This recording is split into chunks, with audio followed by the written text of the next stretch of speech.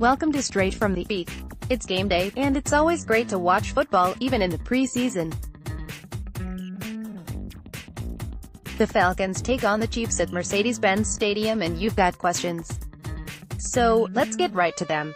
Just remember, all opinions here are mine unless otherwise noted. Let's do this. Freddie from Lithonia: I'm excited about our depth all across the field. What do you think about our chances of going 14-2, Matt? We're loaded in the secondary. Deon is anchoring up front along with Jarrett, and on offense we added Ridley. I'm really thinking about how everyone is overlooking the Falcons. The Vikings will do this, Giants will do that, Rams will do this, Aaron Rodgers is back.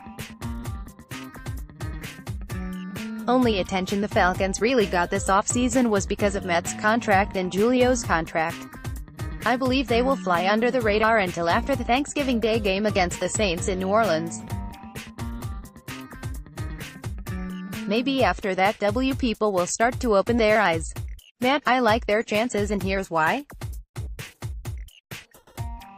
Yes, the NFC is stacked. It's been referred to a number of times this offseason as the NBA's Western Conference, and it's not surprising that a lot of those teams you mentioned are being talked about.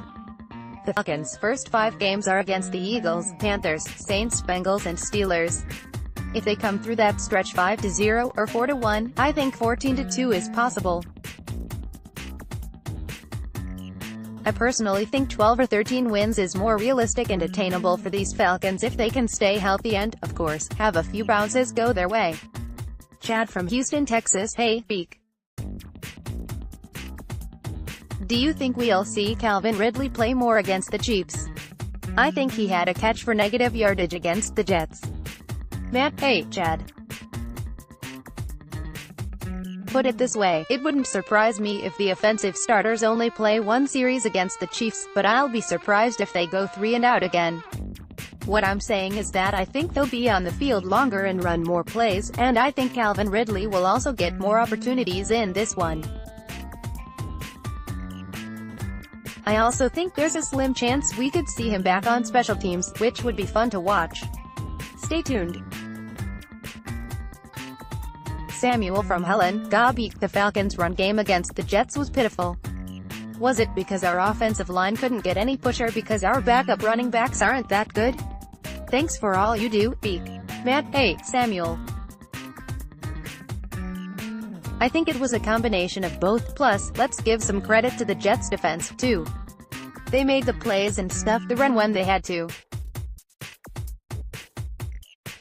Let's look at the facts. The Falcons ran the ball 22 times against the Jets for a net total of 49 yards, that's an average of 2.2 yards per carry. That's not good, and it's not going to help you win games. So, your assessment of pitiful wasn't too much of an exaggeration, Samuel.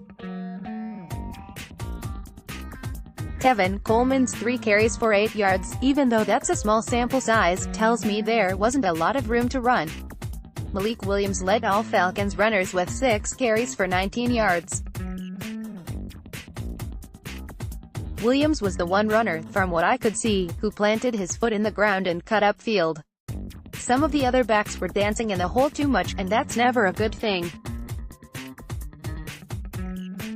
I'll be watching the running backs closely Friday night against the Chiefs.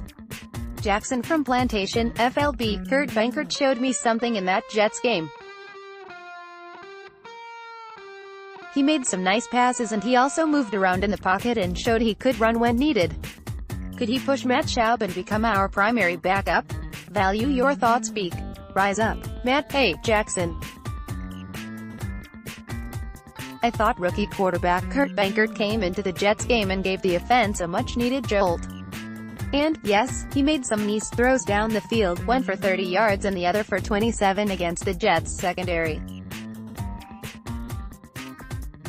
One thing to keep in mind during the preseason is that there are a lot of young and unproven players on the field for the majority of the games, so it's important not to overreact to good or bad performances. I think Benkert and Garrett Grayson will have more opportunities in these next 3 preseason games to make a statement. Remember, they are also auditioning for 31 other teams if either of them don't make the Falcons' final 53-man roster or practice squad. As far as pushing or unseating Matt Schaub as the backup QB goes, I just don't see it. Don't forget, Schaub completed all 9 of his passes for 54 yards against the Jets, and he was playing with a combination of starters and backups. The better Benkert and Grayson play, the better it is for the Falcons. Anything can happen on any given play in the NFL, so it's always good to have a good backup option. Same goes with life, right?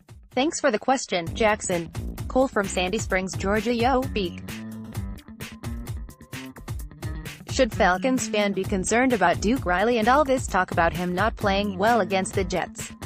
Are we in trouble at the linebacker spot? What are our options there? Thanks, Beek. At Falcons fans, do not be concerned about Duke Riley's performance against the Jets. I repeat, do not be concerned about Duke Riley's performance against the Jets. Riley has had a terrific offseason and has played well during OTAs, minicamp and training camp. Before the Jets game was even played, Falcons coach Dan Quinn talked about how some of the second-year players were completely different players this year, and he mentioned Damontae Kazee and Duke Riley specifically. Now, Kazee put on a show against the Jets.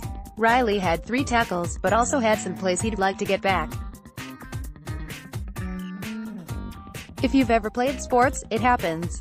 Even the best players make some mistakes. So tap the brakes, relax and watch the Chiefs game on Friday. If you're still talking about Riley heading into the 4th and final preseason game, then that's one thing. But I doubt we will be. Thanks for the question, and hope that helps.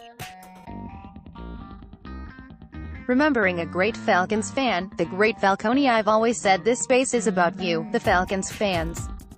This is where your thoughts and questions are viewed and answered. You make this space, not me.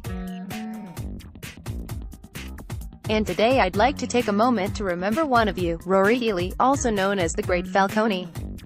He was also an actor, and this is from his agent, actor Rory Healy, known to Atlanta Falcons fans as the Great Falcone, for over 20 seasons, passed away on Monday, August